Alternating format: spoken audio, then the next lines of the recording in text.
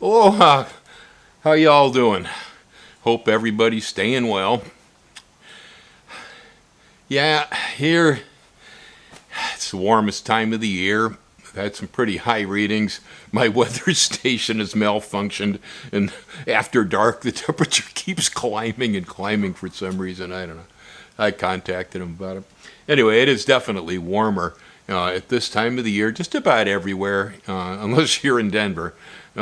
But what that means here is the frogs are in peak activity. Most places I've lived, the frogs were a natural part of the environment. They belonged there. They were, a normal thing. And they really weren't terribly annoying either. Here in Hawaii, though, unfortunately, we ended up getting a coqui frog into the island with a load of Dracaena cuttings years ago from Puerto Rico, and this thing just spread. It is an environmental disaster. Puerto Rico has tree snakes. Tree snakes keep the frog in population check. They keep its numbers down to a minimum. Here, there is absolutely nothing that can control this frog except human beings. That's about it. Even the cats that try to eat it, I see they throw it up later because it's not good to eat. So it's a problem. There's no natural predators on this thing here, and so it just literally explodes out of control. And at this time of the year, they're all really actively laying eggs, breeding. I mean, they never stop breeding, but it's more intense right now. And so what happens is these frogs just cluster in around my house, and I'll be trying to relax on my lanai in the evening, sitting out there watching the shooting stars, or looking for some anti-gravitational spacecraft tourist that's happened by the island or something. And instead what I end up with is, 5 feet off my nose, Coqui, Coqui, Coqui, Coqui. And I mean, they are loud. It's 90 decibels. That's a leaf blower or a lawnmower. They're horrid. And, folks who live here, what I'm talking about. These things are really, really loud, especially when they get right next to your window and you're trying to sleep. Or, like I say, I like to think on the porch in the evening. I can't think. Not with those things around. They are probably the most obnoxious amphibian I have ever run across in my life. And it's really, the call is repetitious, ugly, and extremely loud. And so it's boring, Anywho, there are numerous ways that we can control the frog. The county actually expects us to control the frog. You can't transport it. You pick those things up and you move them from point A to point B. That's a $250,000 fine. So you goofballs out there who got, frog preserves around here, it's illegal. They want the frog dead. That'll never happen.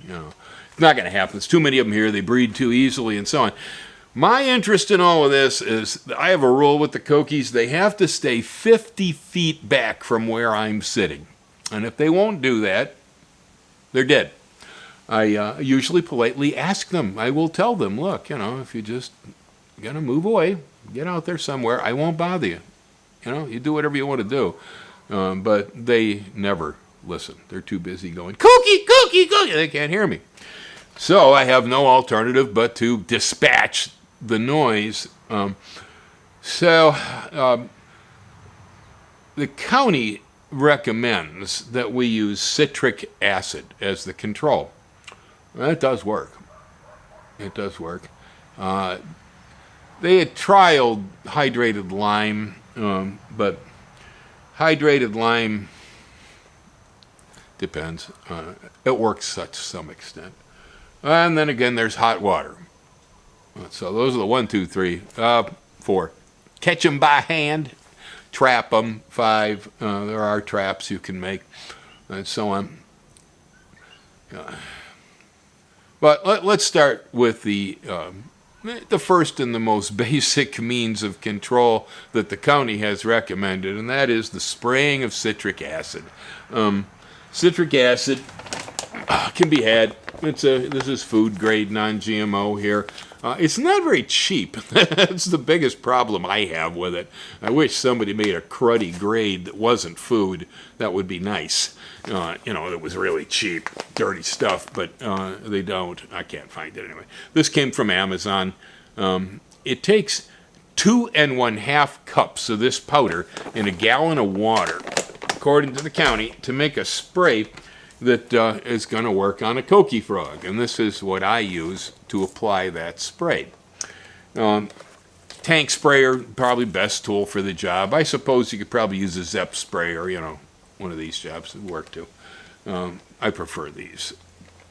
Anyway, so it's 2 1/2 cups in a gallon of water. That's a lot of acid, okay? And definitely, if you hit a frog or if the frog lands in a puddle of that stuff, he's over. I actually believe it really does kill them by altering their blood pH.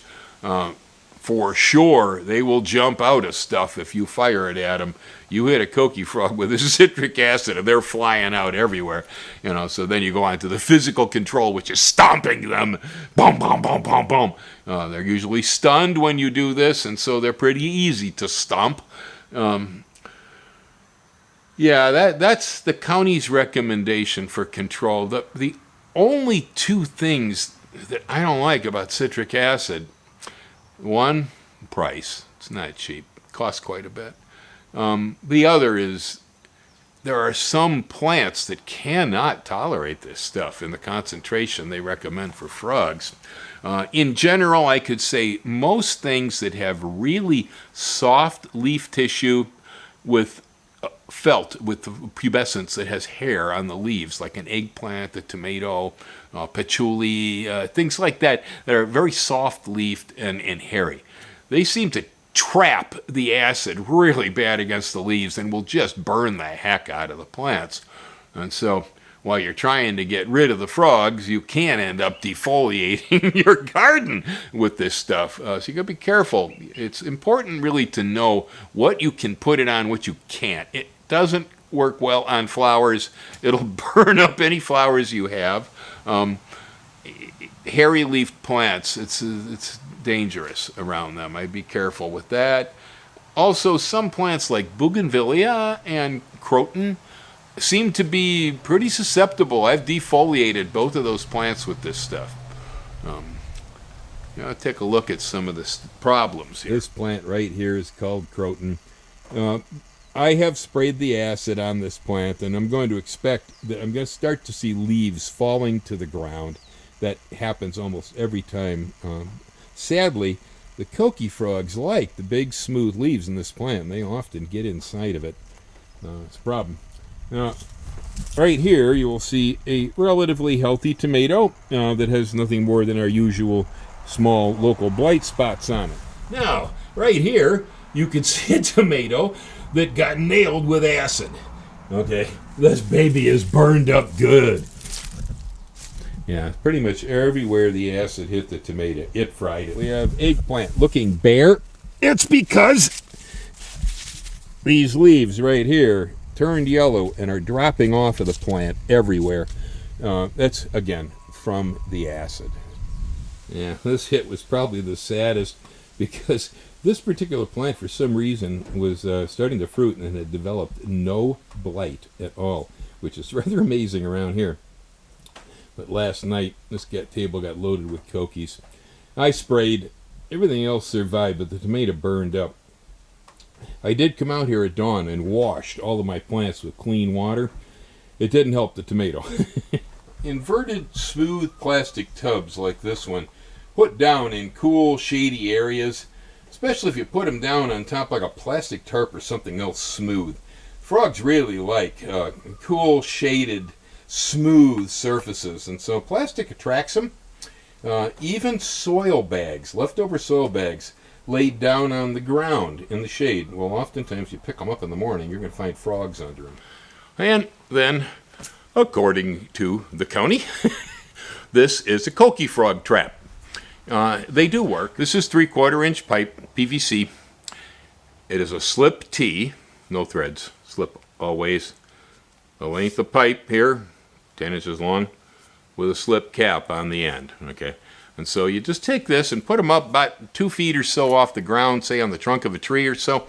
And the coquis like to crawl in here in the morning when they get tired of croaking or coquieing. They will crawl inside here and go to sleep for the day. And so if you go out after the traps and you grab these, and you can, shake the frogs out. You can do a whole bunch of things, I guess. But the simplest thing to do is throw this in hot water. Just frog trap and all.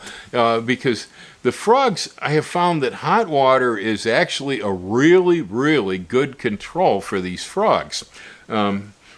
Regular hot water temperature water, maybe 130, 140, which the kind of water where you would be able to wash your hands. You've been washing your hands plenty lately, right? Yeah, 20 seconds. The